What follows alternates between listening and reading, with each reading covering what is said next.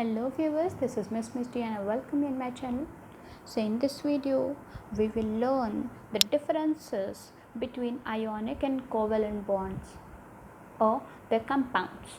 Okay, so to compare these two, I have some of the properties here like definition, formation, polarity, shape of molecule, melting point, boiling point, state at room temperature, electrical conductivity, and examples.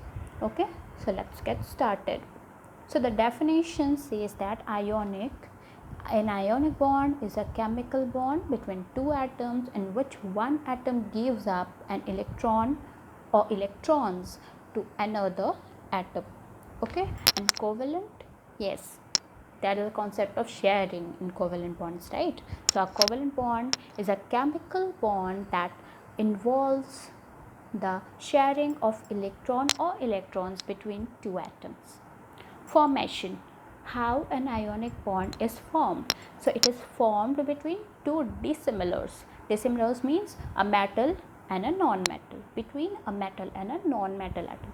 Okay, and the formation of covalent bond, the covalent bond is formed between two similars. Similars means non-metal plus non-metal atom. Okay, about polarity, ionic bond has high polarity and covalent bond has low polarity level. Okay, and shape of molecule, always remember ionic bond do not have a definite shape. It will make a lattice structure. Okay, for example sodium chloride. Okay, and covalent bond will have definite shape. Okay, melting point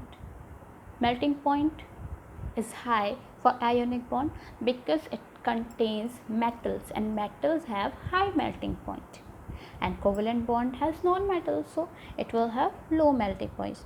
Just like that, boiling point will be high for ionic bonds and low for covalent bonds. When talking about the state at room temperature, ionic compounds usually have solid state, but covalent can have solid, liquid, or gaseous state. Now talking about electrical conductivity, so as we all know that a metal is a good conductor of electricity. So because ionic compound has metal in it, so it will have high electrical conductivity, but covalent doesn't, none. Okay, and the example for ionic bonds are sodium chloride, calcium chloride, magnesium oxide, etc. Just like that, covalent has hydrochloric acid, H2O, water, etc. Thank you for watching. Keep learning, keep growing, and keep sharing.